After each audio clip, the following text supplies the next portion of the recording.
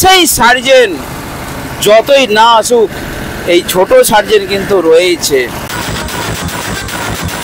So বন্ধুরা, আজকে আপনাদেরকে দেখাবো যে একটা বিরাট বড় সোনোডাইনের 24 চ্যানেলে মিক্সার দিয়ে কিভাবে সার্জেন প্রোডাকশন তৈরি ক্যাবিনেট এসপি মিউজিকের সেটআপকে অপারেট করা হচ্ছে। অবশ্যই বন্ধুরা ফুল ভিডিওটা ওয়াচ করবেন, তাহলে ডিটেলস জানতে পারবেন। তো দেখুন আমার সামনে রয়েছে সেই মিক্সার। তো এই মিক্সার দিয়েই, অর্থাৎ ডিজে সার্জেন আমরা দেখেছেন বিভিন্ন ভিডিওতে, তিনি নিজে কিন্তু মিক্সার দিয়ে সেটআপ প্রোভাইড করেন। Not pressure board, not crossover, only ইকুয়ালাইজারগুলো ইউজ করেন। ইকুয়ালাইজারগুলো তার বেশিরভাগটাই ডিবিএক্স কোম্পানির আমি দেখেছি।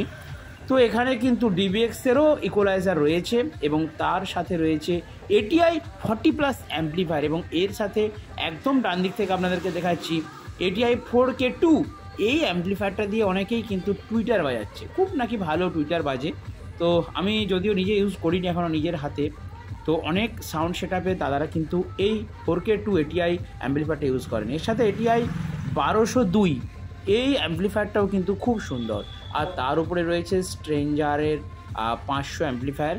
তো যাই হোক, এখানে দেখুন অ্যারনসের কতগুলো রয়েছে ডিস্ট্রিবিউটার, অর্থাৎ সার্জেনদা এই ধরনের ডিস্ট্রিবিউটার কিন্তু ইউজ করেন। অর্থাৎ প্রত্যেকটা অ্যাম্পলিফায়ারের পেছনে কানেকশনের ক্ষেত্রে কিন্তু এই ডিস্ট্রিবিউটার ইউজ করা হয়। অর্থাৎ আমরা যেগুলো বুস্টিং বোর্ড ইউজ করি বা প্রেসার বোর্ড বা ক্রসওভারের পেছন থেকে আউটপুট নিই, তো সেই জায়গায় কিন্তু ডিস্ট্রিবিউটার ইউজ করে কিন্তু সার্জেনদা তাঁর সেটআপটাকে রেডি করেন। তো এসপি মিউজিকের এই সেটআপ যখন আনতে গিয়েছিলাম, তখন তার কাছ থেকেই কিন্তু সার্জেনদার কাছ থেকেই কিন্তু এই ডিস্ট্রিবিউটার কালেক্ট করে আনা হয়েছিল। আর অবশ্যই কিন্তু আপনারা দেখুন সার্জেন প্রোডাকশন ক্যাবিনেটের লুকিংটা, তো পেছন থেকে কিন্তু সেই লেভেলের লাগছে। আর অ্যাকচুয়ালি এই ধরনের সেটআপকে লোডিং করা কিন্তু খুব সুবিধা। তো দেখুন ওপরের 3 পিস বক্সকে কিন্তু একটু হেলিয়ে দেওয়া রয়েছে একটা করে ইট দিয়ে, ঠিক আছে, না হেলালেও চলে।